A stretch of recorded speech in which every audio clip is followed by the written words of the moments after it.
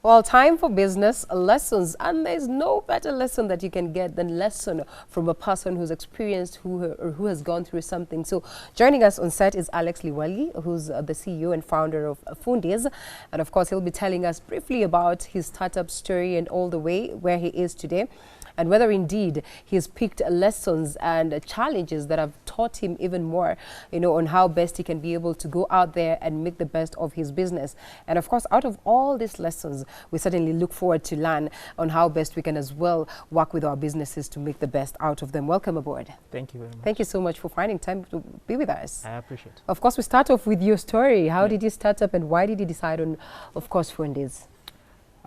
So it's a pretty interesting journey because we mark 3 years in the business that we're in right now. Wow.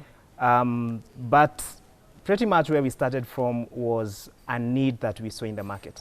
I had just finished university back then, and that time while you're still exploring what to do, I got to interact with a few friends who were already from the construction industry. And every time we are talking, every time we're having our conversations, I kept hearing them mentioning something that they were going through. So it seemed to me they were having a very big problem finding the right skill set in terms of their projects. And every time we kept talking, I kept learning more.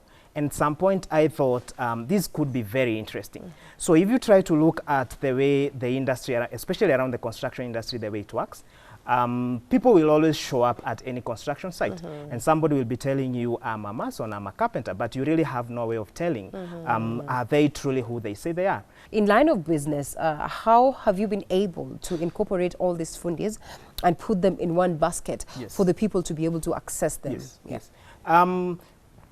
Pretty much is a problem, especially when you're solving a problem that you're already going through yourself. I mean, we were already coming from a point where each one of us has had a bad experience with a technician out there. So it was very simple for us because number one, we were simply going out there and asking, is there a really good fundi that you know of, that you have encountered, that you have experienced, that you'd want to recommend? So it was a very easy journey because there are lots of construction projects, lots of things that need to be fixed. And it was very simple to ask people to recommend. And then from there, you just come up with a very nice way of accessing that database. So it wasn't such a big problem because it's a problem that is already there and people are suffering and it's very easy to find. If somebody has had a very good fundi, they are very able to refer you to one. Yes. All right. So where exactly do we get them, like online and all that? Is this in reference to when you are asking for, when you're requesting for a Yes, fundi? in the event that you probably want, to get a fundi or you want to get access to these fundis. Okay, pretty much where we are right now is that Fundis is a multiple access point of a platform. So we have both a website and we both also have a mobile app. So you can either download the app or you can simply go to the website www.fundis.co.ke and you are able to request for what you are looking for. All right, that's interesting one. Of course, typically what everyone is going, social media. And I think many people are selling out their products, their services on the internet, a clear indication that eco is the way to go. But that aside, I think there must have been challenges anyway, in as much as maybe you say that, it was pretty much of an easy ride. But then what were the challenges, of course, and what are the challenges in your line of business today that would say, or you would look at, of course, as lessons that you've picked and you've learned from them and moving forward, they have made the best of your business? Yeah. And I have lots of those because when we started back in 2016, there were very few people who were also doing this kind of thing. And over time, everyone is now coming into this industry. And obviously, the biggest question usually is, so how are you different from the next guy? And for us, we have always been looking from day one. That has been a challenge, but if you look at it closely, is an opportunity in disguise because it has given us the privilege to always look at what is the other person doing. And we always work with two things. So number one, we talk of uniqueness, and secondly, we look at value.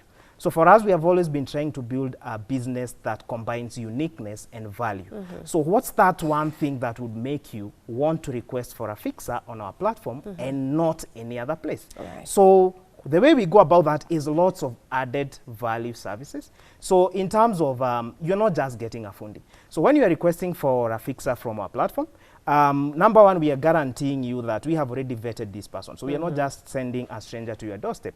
We have clean records about this person. Who are they?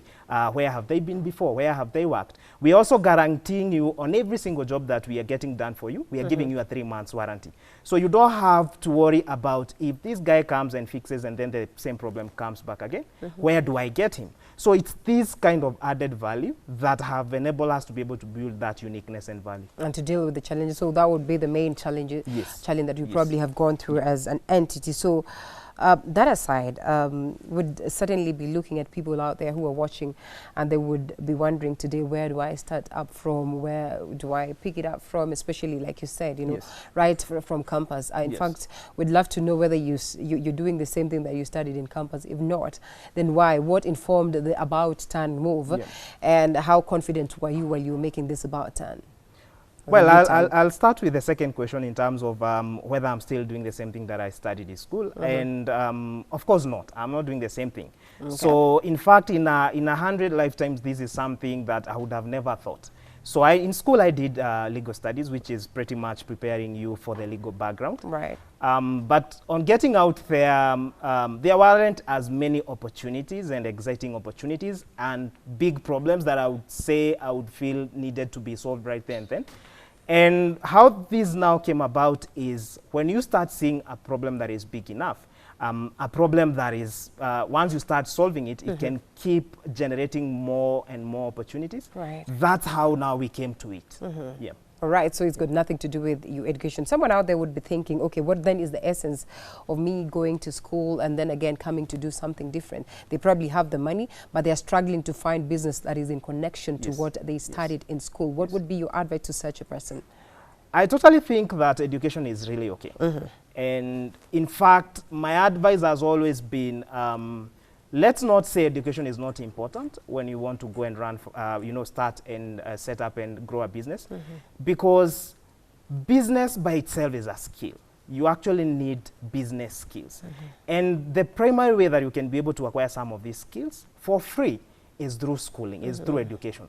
So if you can take the advantage of whatever you are learning in school, whatever you are learning, whatever you are studying, how is it applicable? So for me, how I see education is that, number one, education gives you the basic tools that you need to be able to get started. It enables you to think around things when you were talking things about, let's say, you know, organization building, around, you know, handling people, around influencing people, around interacting with people. All these are skills that can be learned in school. So education is totally fine. The only thing is that I value learning more than education. And learning simply is this. What new thing am I learning today? Am I getting today? What is that one thing that I have learned today that I didn't know yesterday? And that's the whole approach around business. Because there's no business today that you can be able to look at someone and say they are an expert. So the thing is, you should be able to approach it daily as this is day one. And for as long as you can approach it as day one, you will keep learning new things, keep what works, change what doesn't working, and you will keep growing every single bit of it. Finances, very crucial. We've seen governments going down, we've seen countries going down just because they did not balance their finances very well. So towards the last minute of this session, it's important that we get to understand, I mean, what are the financial lessons that you have picked and you would actually consider them as things that would be of great advice to the people? The finance bit is an interesting bit because if you talk to any single business, it seems to be the thing that appears to come up again and again and again. And my experience in the few years in this business and other businesses before is that it's a problem that really never goes away. What you need to always be aware of is your top priorities. What are your top priorities? On a scale of 1 to 10, if you have a project that is very urgent, you can't be able to start with the one that is near 10th. So you always need to prioritize. It's more of a budget. I mean, what do we have? I always look at any given point, there are things you sometimes want to do, but you actually don't have the finances to do it. So I always say the ability to succeed in that area of finances is to do what you can with what you have right where you are. Okay. That has always been all right. Interesting. You certainly, of course, your parting shots and your last words in terms of business lessons. It's something that is actually very dear to me.